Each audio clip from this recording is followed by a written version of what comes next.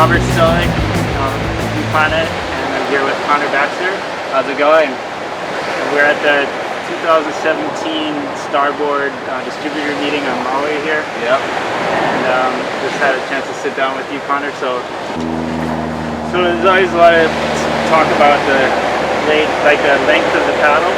Do you have any? Have you changed the length that you like to use, or like how long is your paddle, your personal paddle? It's crazy.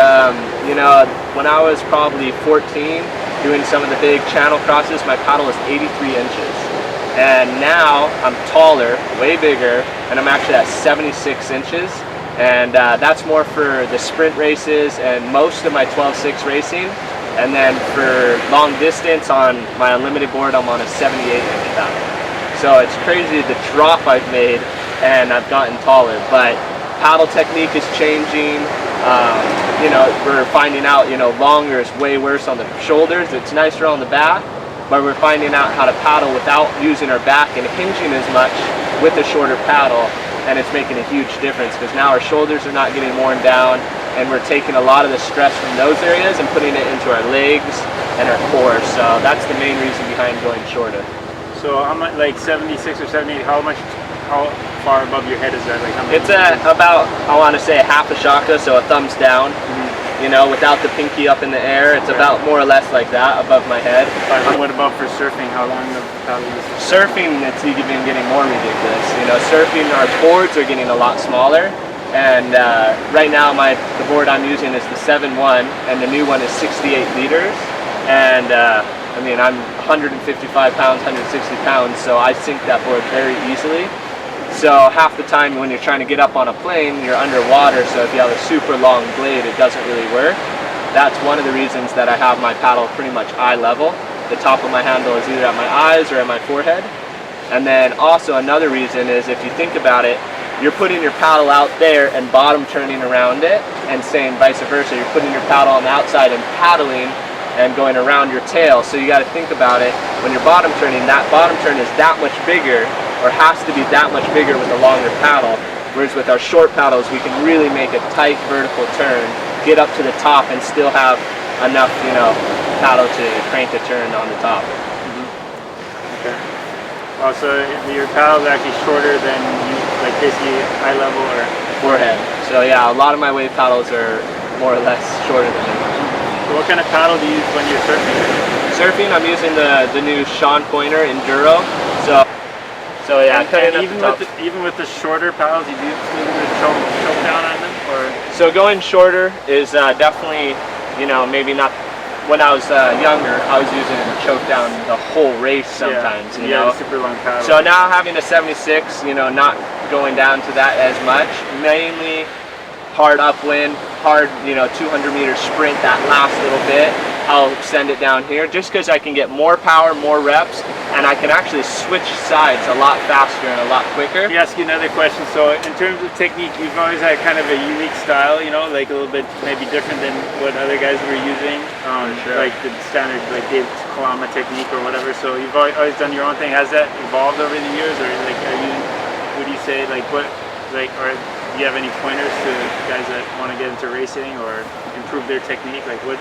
For sure. What do you do, and what have you learned over the years? You know? For sure. What I've really kind of gone by from the beginning as far as paddle technique is every person is mechanically built different. Every person is going to design different, going to paddle different, going to have strong suits and distance strong suit and sprinting. So you don't really want to adapt and go, okay, this is the only type of stroke you're doing. You really want to hear everyone's theory, and that's what I've really been doing the last few years. Is I've worked with Dave Kalama, Danny Chain, Travis Grant, all these guys I've either worked with, and I've also seen them and raced with them, you know. So in a race, you know, a long distance race, we got time to kill because we're all in a train. I'll actually pull up side by side and really try to copy their stroke.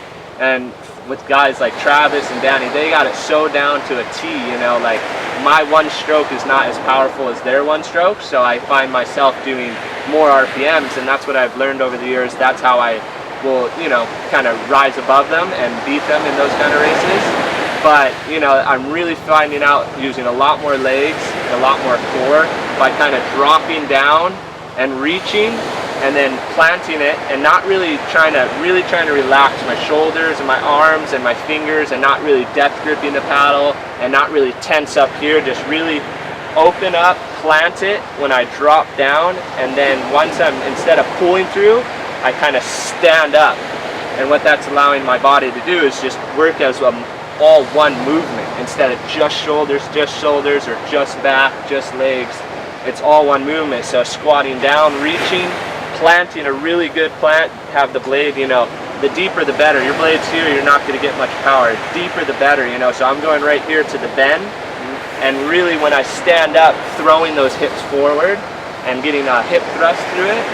And you know, I've been playing around with that, and then also Dave Kalama's technique is real technical, but it really makes sense, you know, and that's dropping the hips back instead of down, so not really bending the knees as much, and still that open big twist, planting, and then throwing the hips forward even from farther back. So instead of coming from up here, and different techniques, obviously, you know, you have different rate times of racing, different times that you want to do stuff, and I mean the total head down 200-meter finish is obviously, I've always loved the choke down and really bouncing with the board, and especially with the Starboard, those boards are really designed to porpoise in a sense, and they really like that load it up, and then when you're reaching from the next stroke, release, and the board can catch that glide, and then load it up, and then release. So for that sprint, I really like that, whether your hand is on the handle or down here,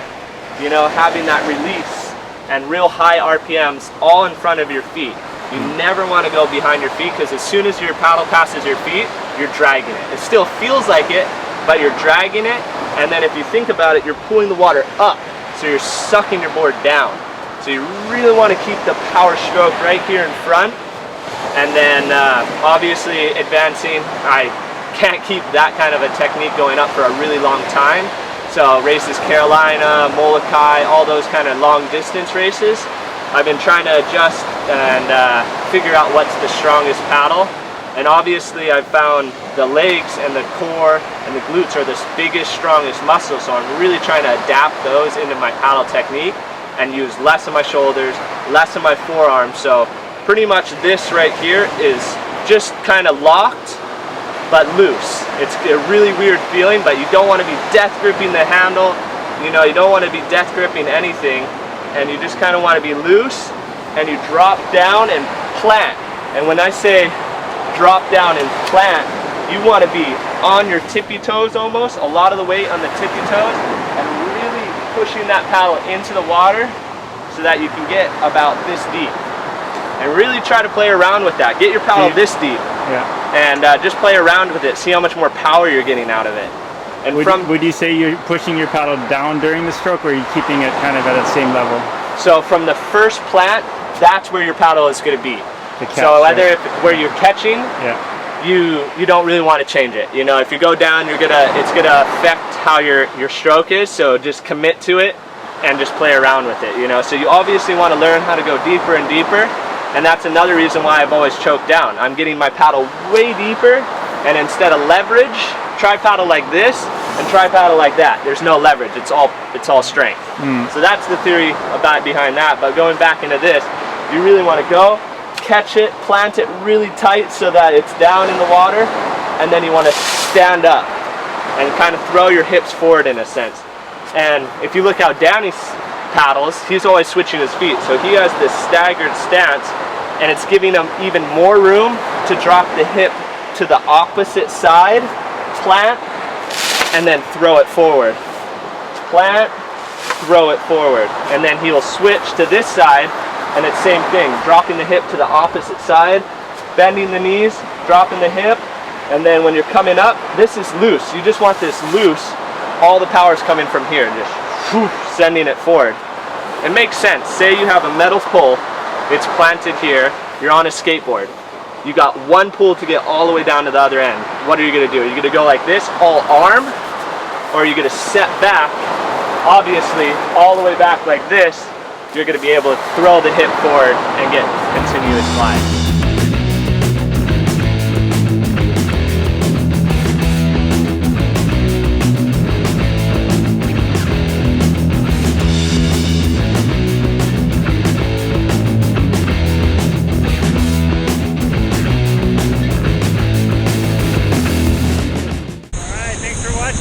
a thumbs up, please. Hope you enjoyed the show. Aloha.